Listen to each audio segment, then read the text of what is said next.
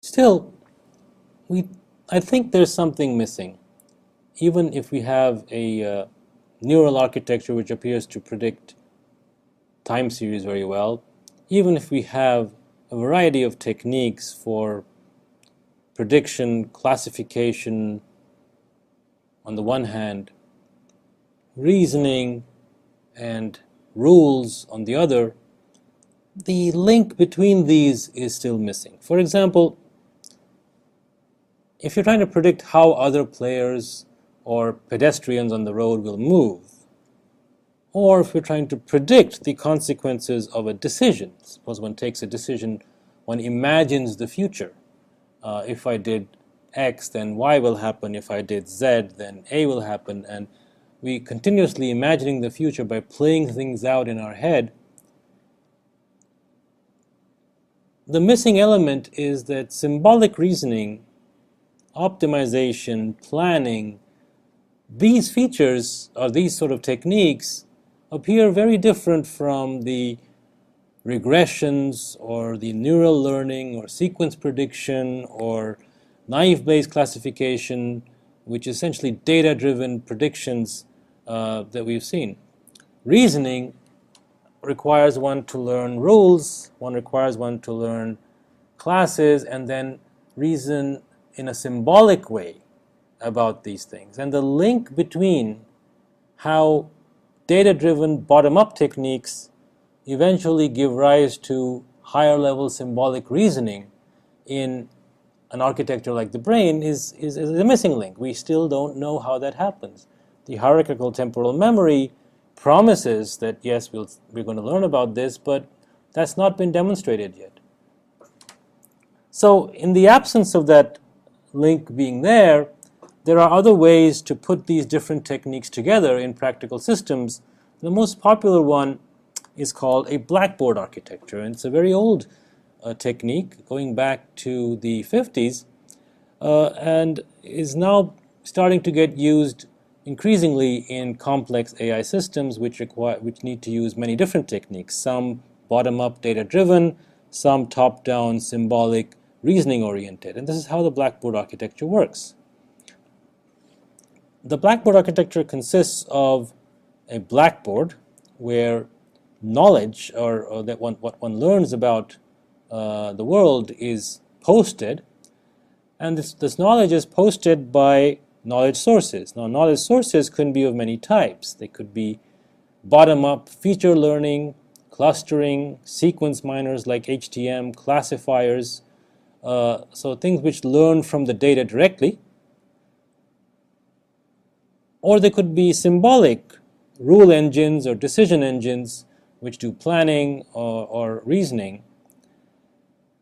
And they operate on a common blackboard. So the lower level data-driven knowledge sources might learn something about the world, like what are the features to look for, what are the classes, what are the rules, and then higher level rule engines might operate on these rules to perform reasoning, do planning, and take decisions. And a controller looks at the blackboard and tries to figure out, based on what is available on the blackboard, what kinds of knowledge sources would be most applicable to the kinds of stuff which are on the blackboard. So this is a way of putting different types of machine learning techniques, reasoning techniques together in one architecture. It's a hierarchical system, and some Blackboard systems are also Bayesian in the sense that if there are two different elements are on the blackboard, placing a third element might make the probability that one of the older elements, which was already deemed to be true, become less true through something like the explaining away effect. So those are called Bayesian blackboards. Some examples of blackboards are one of the earliest examples is speech recognition. The first speech recognition systems used blackboard reasoning.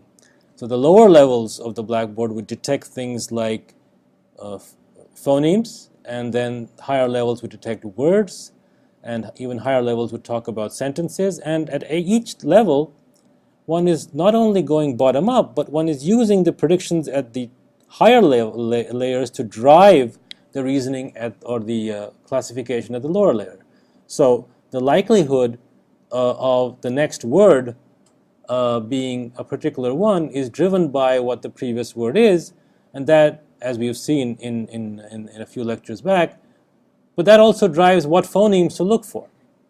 So lower level classifiers are adjusted based on what possible words are most likely in this particular higher level context. So that's how speech recognition systems have used this hierarchical reasoning fairly effectively.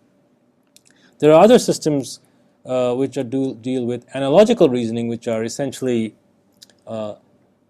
ways of trying to mimic analogy, like who is the Dhoni of USA. So how do you map different frames of reference to different contexts through analogies? I'd like to show you an example of an analogical reasoning system, or at least one that tries to mimic analogical reasoning. This one is due to a student of Hofstadter called Melanie Mitchell. Hofstadter, if you remember, was the author of the Pulitzer Prize-winning book Gödel, Escher, Bach, which many of you might have read. It's an old book, about more than 30 years old. Melanie Mitchell, his student, has recently written a book called Complexity, which is also a very interesting exposition of a variety of areas in artificial intelligence and complex systems. Well, let's look at what analogical systems reasoning works in the copycat program of Melanie Mitchell. The analogy one is trying to mimic is if you're given a transformation between ABC, which takes ABC to ABD, it's like a puzzle, what would you deem as the analogous transformation of IJK? Well, think about it. Let's see what the system does. It's reasoning. It's trying to find out what the analogy is between these two and apply that same analogy to this particular string. And it figures out that the analogy is replace the letter category of the rightmost letter by its successor. And it came up with IJL. Let's try it again. This time we'll give it a problem ABC goes to BBC and see what it comes up with. The Blackboard architecture is reasoning. It's different types of rules are being applied in a hierarchy, and each rule is affecting what to look at next. And it comes up with JJK, replace the category of the leftmost letter by its successor. It has learned the analogy.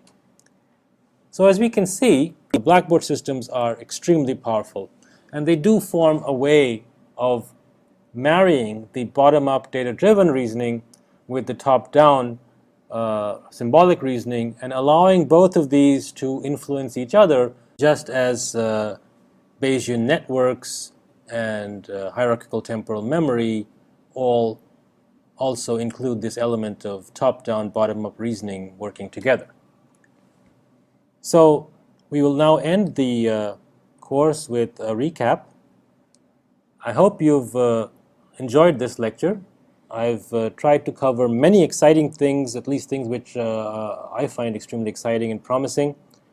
A few things in a bit of detail, like linear regression and the ability to predict values using regression, and maybe even other techniques like logistic and SVM if you use packages. And then some more speculative AI aspects and how they come together for big data analytics.